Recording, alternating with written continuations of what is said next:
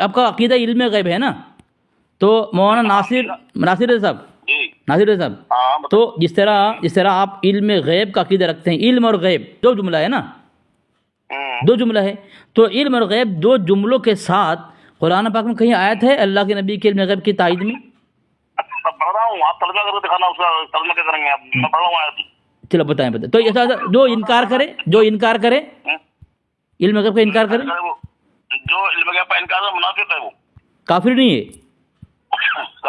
منافق کافر سے بدتر ہوتا ہے۔ اچھا چلو ٹھیک ہے، چلو یہ آپ نے کہا کہ جو علم غیب کا انکار کرے وہ منافق بھی کافر بھی ہے، ٹھیک ہے؟ منافق ہے، کافر سے بدتر ہوتا ہے۔ جی ان المنافقین فی الدرک الاسفل من النار۔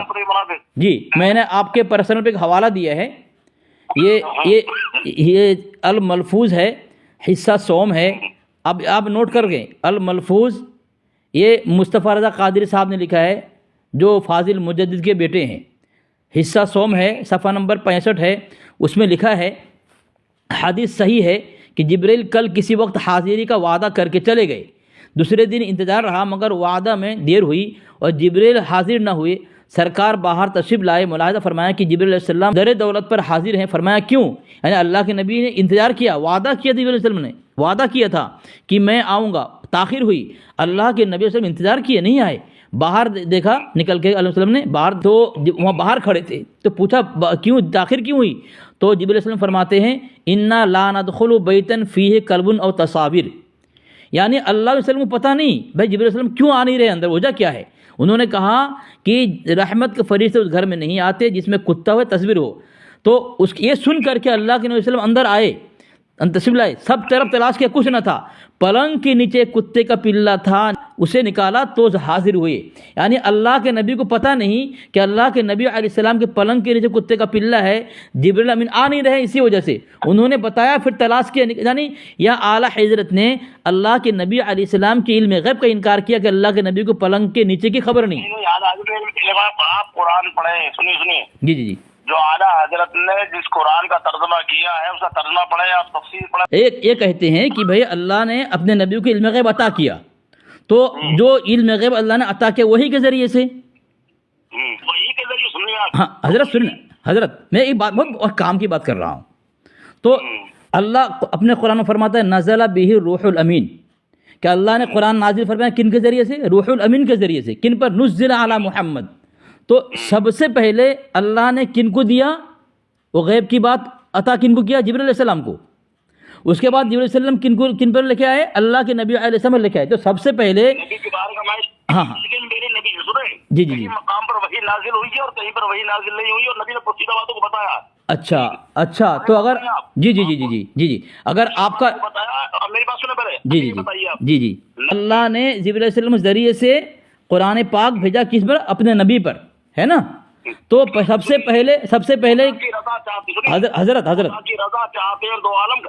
حضرت ٹھیک ہے، میں کیا بول رہا ہوں، میں جو بول رہا ہوں آپ میری بات کاٹ رہے ہیں۔ سب سے پہلے اللہ نے جو وحی دیا، کن کو دیا؟ جبریل امین کو، وہ لے کر آئے کہاں؟ اللہ کے نبی کے پاس، تو سب سے پہلے یہ علم کن کو ہوا؟ جبریل امین کو ہوا۔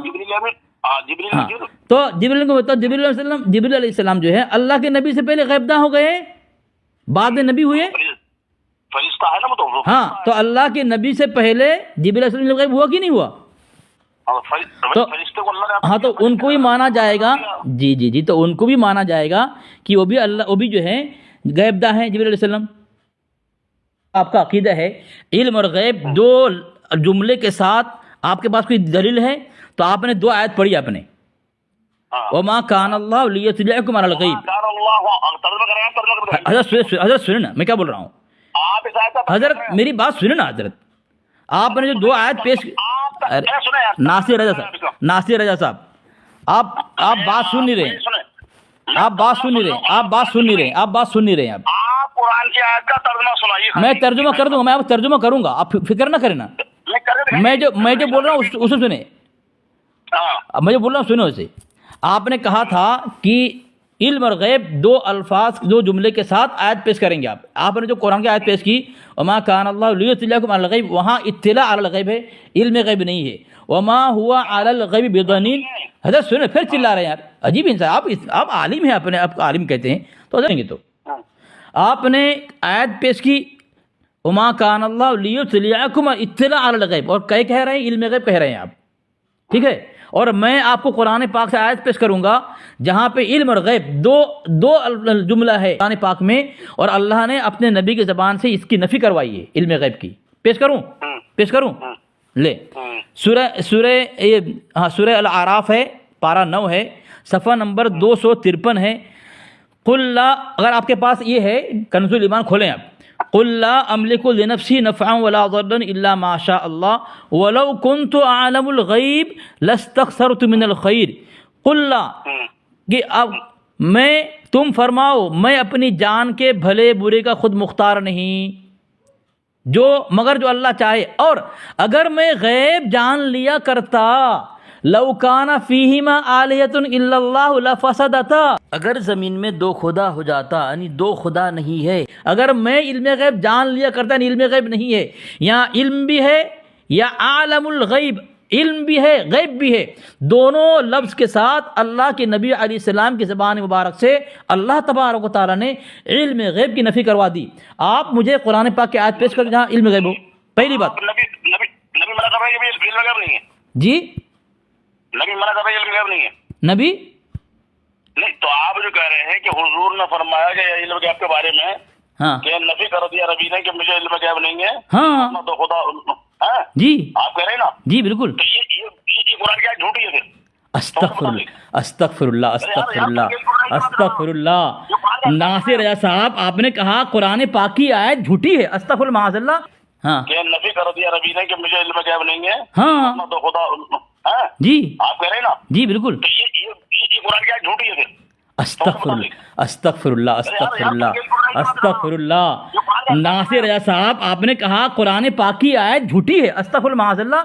آپ یہ کہہ سکتے تھے کہ آپ ترجمہ غلط کر رہے ہیں، یا جس نے ترجمہ کیا غلط کیا ہے. آپ نے اس طرح کہہ دیا اور اپنے دھرم کے خود ساختہ کفریہ عقیدے کو اور اپنے اعلیٰ حضرت کو بچانے جا کر کے آپ اپنے اعلیٰ حضرت محبت میں قرآن پاک کے متعلق جو بات کہی آج تک میں نے کسی سے نہیں سنی کہ قرآن پاک کی آیت جھوٹی. استغفر اللہ معاذ اللہ. ناصر صاحب آپ توبہ کریں. استغفر اللہ سن تو میں جناب. ہاں بولے. میں قرآن کی آیت پڑھی، آپ نے ترجمہ الٹا کر دیا، ٹھیک. اور آپ اس اگلی آیت کو پڑھ لیں، اس آیت کا ترجمہ بیان نہیں کر پائے آپ، ٹھیک. اور 29واں پارے کی آیت کا ترجمہ پھر کروں میں ترجمہ کروں دوبارہ. نہیں آپ ترجمہ غلط کر رہے ہیں نا.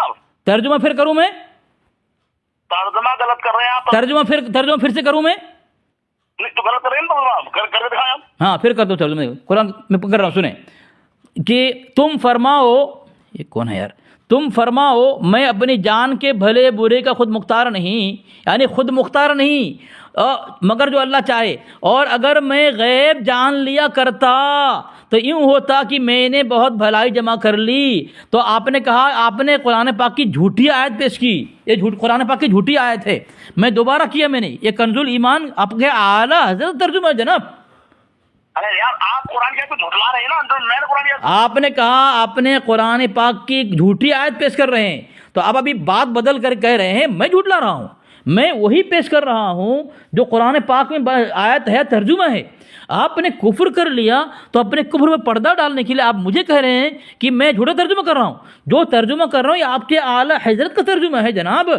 آپ کم سے کم فتویٰ یہ لگا دیں آپ کے اعلیٰ حضرت نے جھوٹ بولا ہے. آپ قرآن پاک کی آیت کو جھوٹی آیت کیسے کر سکتے ہیں آپ؟ نہیں آپ نے قرآن کی آیت جھٹلائی ہے بھائی. نہیں پھر بدل دیا آپ نے اپنے جملوں کو بدل دیا آپ نے. میرا جو عقیدہ ہے کہ اللہ اپنے علاوہ کسی کو علم غیب نہیں دیتا، میں نے قرآن پاک کی آیت ثابت کر دیا ایک ساتھ میں، ایک ہی آیت کے اندر. لیکن آپ کا جو خود ساختہ عقیدہ ہے علم اور غیب کے ساتھ آپ نے بنایا ہے، اس علم غیب کے ساتھ کبھی بھی قرآن پاک کی آیت پیش نہیں کر سکتے. یہاں اطلاع علی الغیب ہے، یعنی غیب کی باتوں کو اللہ نے بتایا ہے. تو غیب کی بات بتانے پر جو غیب اللہ نے نبی کو بتا دیا وہ غیب نہیں ہوتا۔ جال حق محمد یار خان نیم صاحب کہتے ہیں کہ جو چھپی ہوئی چیز پتہ چل جائے اسے غیب نہیں سکتے، اسے غیب نہیں کہہ سکتے۔ آگے مثال جس طرح ماں کے پیٹ میں بچہ ہے، اسے آلات سے آدمی اس کو پتہ چلا لے تو غیب نہیں رہتا۔ تو غیب اسے کہتے ہیں جو چھپی ہوئی ہو، جس کا اظہار نہ ہو، وہ اللہ تبارک و تعالیٰ جانتا ہے۔ اللہ کے نبی کو بتا دیا گیا اطلاع علی الغیب، اظہار غیب، انباء غیب، اخبار غیب تو کہہ سکتے ہیں لیکن علم غیب نہیں کہہ سکتے۔ میں نے چلو سنو اگر میں نے علم غیب کا انکار کیا ہے اور اگر اس پر مجھ پر توبہ لازم ہوتا ہے تو آپ کے اعلیٰ حضرت نے لکھا، میں نے حوالہ دیا، الملفوظ میں علم غیب کا انکار کیا۔ اللہ کے نبی علیہ السلام کو پلنگ کے نیچے کی خبر نہیں، کتے کا پلہ تھا۔ اگر حدیث صاحب ثابت کریں گے تو آپ حدیث کی عبارت پڑھ دیں اور فتویٰ لگا دیں اپنے اعلیٰ حضرت کے اوپر کہ آپ کے حضرت نے کہا ہے پلنگ کے نیچے کی خبر اللہ کے نبی کو نہیں ہے، کتے کا پلہ تھا، جبریل امین آ کر بتائے تو پتہ چلا، تلاش کرنے کے بعد اس کے بارے خبر نہیں تھی۔ تو آپ کے اعلیٰ حضرت نے اللہ کے نبی علیہ السلام کا علم غیب کا انکار کیا، اور آپ اگر حدیث پیش کریں گے تو فتویٰ آپ کے اعلیٰ حضرت پر لگے گا، ہم پر نہیں لگے گا۔ کیوں کہ آپ حوالہ دے نہیں رہے ہیں، ابھی نہ عبارت پڑھ رہے ہیں آپ۔ چلیں، یہ مقیاس الحنفیت ہے، کتاب ہے، یہ بہت بڑے عالم ہیں، ان کا نام ہے عمر اچھروی، ٹھیک ہے، اور بہت بڑے معتبر عالم ہیں آپ کے یہاں پہ۔ اس میں لکھا ہوا ہے، صفحہ نمبر 299 پر، اگر کسی نے بالفرض نبی علیہ السلام کو کچھ وقت کے لیے معاذ اللہ اس خبر سے بے علم سمجھا، یعنی جس طرح آپ کے اعلیٰ حضرت نے کہا کہ پلنگ کے نیچے کی اللہ کے نبی خبر نہیں، تو اس اعتقاد کی بنا پر اتنی دیر وہ منکر نبوت رہے گا۔ کیا رہے گا؟